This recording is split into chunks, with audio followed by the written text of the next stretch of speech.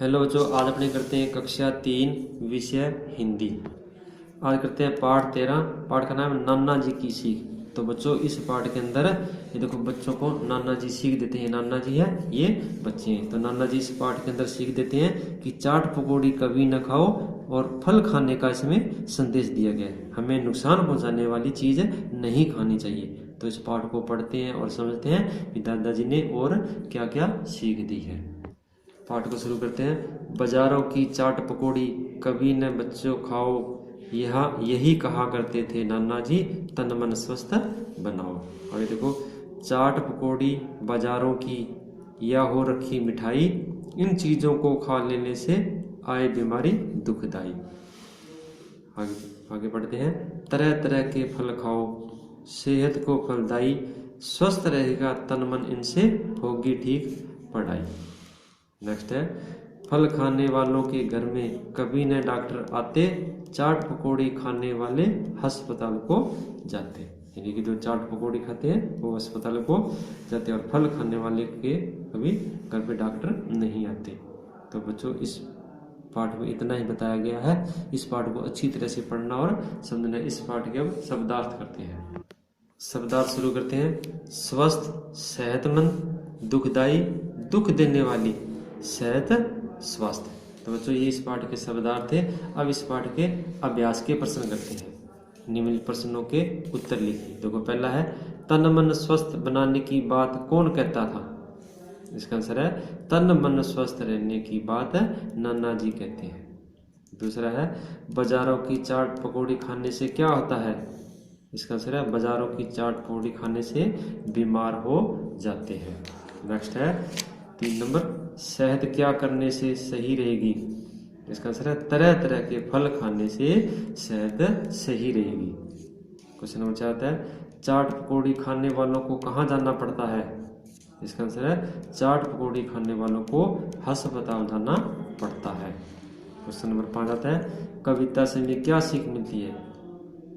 इसका आंसर है, हमें नुकसान पहुंचाने वाली चीज़ नहीं खानी चाहिए। ये हमें सीख मिलती है। आगे बच्चों न्यूटन वाले क्वेश्चन आते हैं। देखो, सही उत्तर चुनकर लिखिए। तो बच्चों 4 ऑप्शन दे रखे हैं, उसमें से एक आपको सही उत्तर चुन करके लिखना है। पहला है, चाट पकौड़ी कहाँ मिलती है? ए बाजारों में, ब गली मोहल्लों में, स अस्पताल में, द पार्क में। तो बच्चों इसका आंसर आएगा ए बाजारों में। नेक्स्ट करते हैं। आगे, हमें किस तरह के फल खाने चाहिए? एक तरह के, ब तरह तरह के, स एक रंग के, द बड़े आकार के। तो बच्चों इसका आंसर आएगा ब तरह तरह के।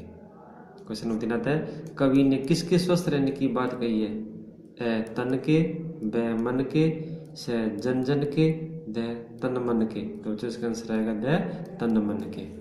क्वेश्चन नंबर 4 आता है, फल खाने वालों के घर कौन नहीं आता? मेहमान, ब वकील, स डॉक्टर, द कर्जदार। तो बच्चों इसका आंसर आएगा स डॉक्टर। नेक्स्ट क्वेश्चन करते हैं। तो बच्चों सोचिए और लिखिए। वाले क्वेश्चन करते हैं। पहला क्वेश्चन है, आपके विचार से चाट पकौड़ी खाने से हमें कौन कौन से रोग हो सकते हैं? तो इसका आंसर है बच्चों, चाट पकौड़ी से मोटापा बढ़ता है, पेट दर्द होने लगता है, हम बीमार पड़ जाते हैं। क्वेश्चन नंबर 2 आता है, हम कौन कौन सी चीज़ें खाकर सेहत बना सकते हैं? इसका आंसर देखो, हम तरह तरह के फल खाकर व दूध पीकर सेहत बना सकते हैं।